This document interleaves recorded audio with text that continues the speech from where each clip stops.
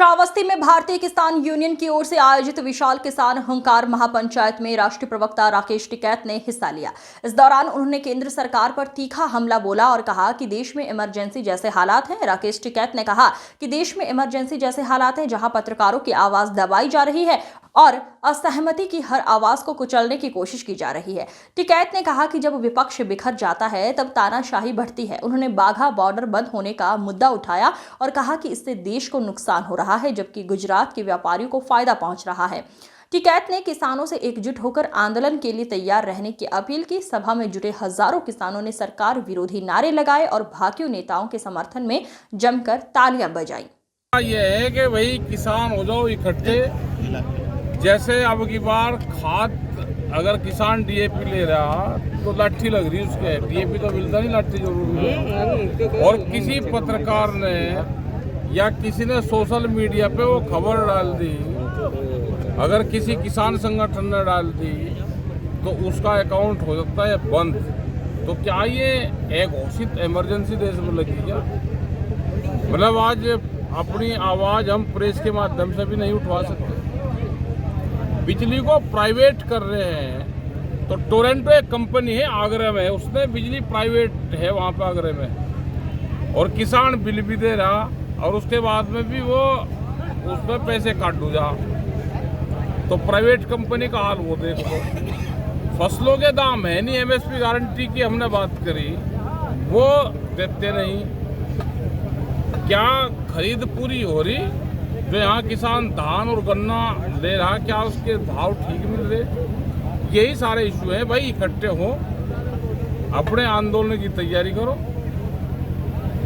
और जिस हिसाब से पंचायत हो रही है, पंचायत हर डिस्ट्रिक्ट वाइज मीटिंगें चल रही है। अब प्रधानमंत्री कह रहे हैं जीएसटी आने के बाद गरीबों और किसानों को बड़ी सुविधाएं मिल रही, जो कम हुई है जीएसटी। बहुत छूट कुछ मिली आपको? छूट कुछ नहीं भाई। किसी ने कुछ खरीदा हो तो बताओ और उसको छूट मिली हो।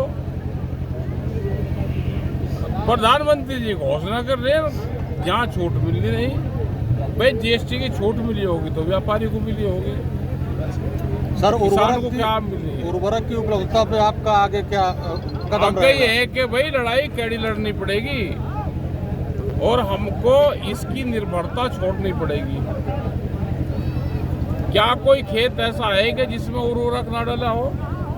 उर्वरक सब खेत में डल रहा, लेकिन वो ब्लैक मार्केट करके व्यापारी ने उसकी शॉर्टेज दिखाकर उसके भाव बढ़ा दिए, ब्लैक मार्केट कर रहा है। और किसान भी कह ले भाई वैसे तो मिलेगा नहीं, चलो ब्लैक में ले लो।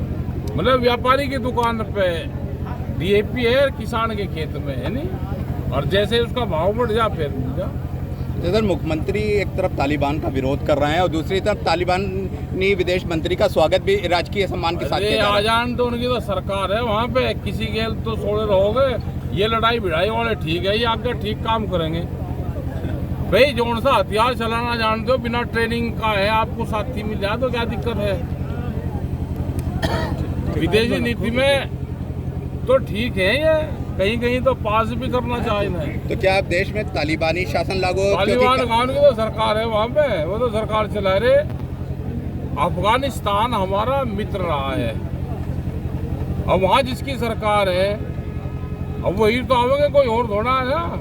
तो क्या आप तालिबान शासन का समर्थन करते हैं? और वहाँ तो पूरा देश कर रहा है भाई, वहाँ तो हम क्या कर रहे हैं? ये बाघा बॉर्डर खुल जाए तो उसका लाभ यहाँ के किसानों को होगा सीधा। आप चाल नहीं समझे कि क्या है? उन्होंने क्या कहा? उन्होंने कहा कि बाघा बॉर्डर खुलना चाहिए। बाघा बॉर्डर खुलेगा तो हमारे ट्रांसपोर्ट यहाँ से ही सीधा माल हमारा अफगानिस्तान, पाकिस्तान, कजाकिस्तान वहाँ जा सकता है। अब कहाँ को आता है? अब आता है कराची बंदरगाह, फिर वो गुजरात की पोर्ट पर उतरेगा और फिर वहाँ कहेंगे गुजरात में कौन है?